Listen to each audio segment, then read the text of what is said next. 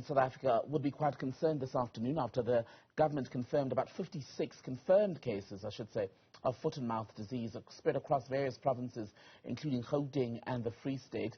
Now, it's also raised concerns about a possible negative impact on the economy. China has banned products from South Africa as the disease continues to spread. Let's discuss the extent of the possible economic impact of foot and mouth disease for the agriculture sector in this country. We're joined by Paul Makube, Senior Agricultural Economist at FNB. A very good afternoon to you, sir. Welcome to the program. So, 56 confirmed cases of foot and mouth disease. I just referenced there a decision by the Chinese. Could it get much worse as far as economic impact? Yeah, thank you for having me and good afternoon. Yes, 56 cases of foot and mouth disease in South Africa. Obviously, a notifiable disease in terms of the International Organization of Animal Health, and therefore we're subject to bans by various countries in terms of the assessment of threat to their own environment. So the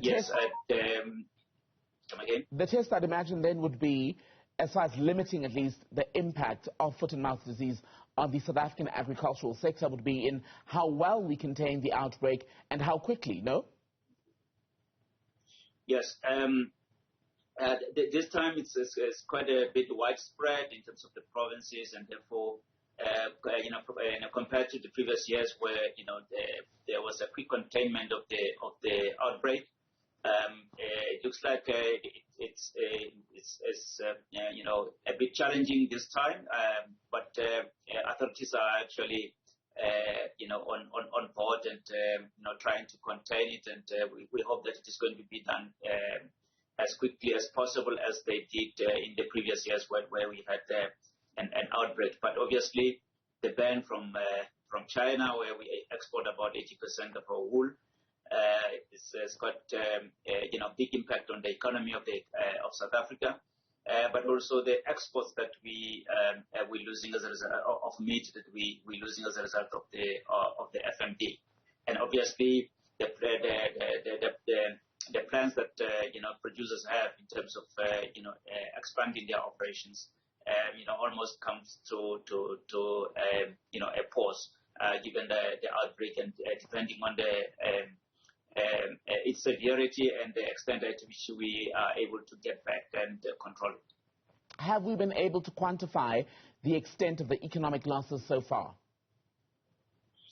Not yet. So far, it is still early days to quantify the impact. But obviously, I mean, the impact on the wool industry is quite huge, given the fact that we are already China's already imposed a ban on exports, and obviously the others are going to follow, and that obviously means that meat has to be redirected on the market, and obviously we will see some pressure on prices going forward if the situation persists, and obviously that lost revenue for some of the exporters is can be quite huge.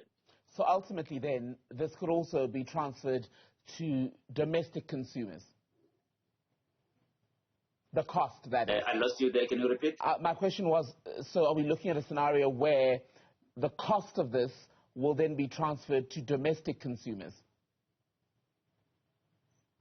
Definitely, it will be translated to domestic consumption. I mean, especially the meat.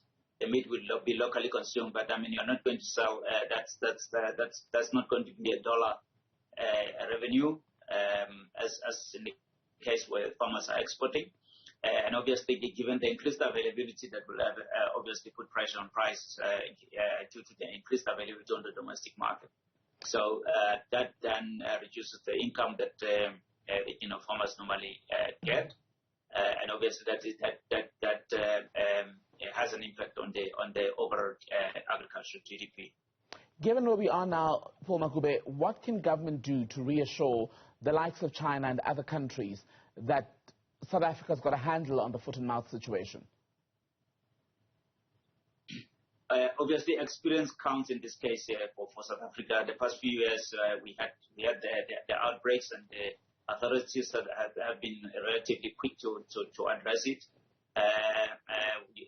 you saw the announcement from the minister regarding the call for people to stop, the movement of animals from the areas that would, increase the spread of the disease. But also the issue of the health of livestock in South Africa has been on the radar for quite some time now. The issue of traceability has been an issue, and I think it is going to be expedited to ensure that we are able to track the animals and be quick to respond to this, because it has a huge economic impact on the sector and on the overall economy. Paul Makube, good to speak to you. Paul Makube is Senior Agricultural Economist at FNB. Thank you for your time.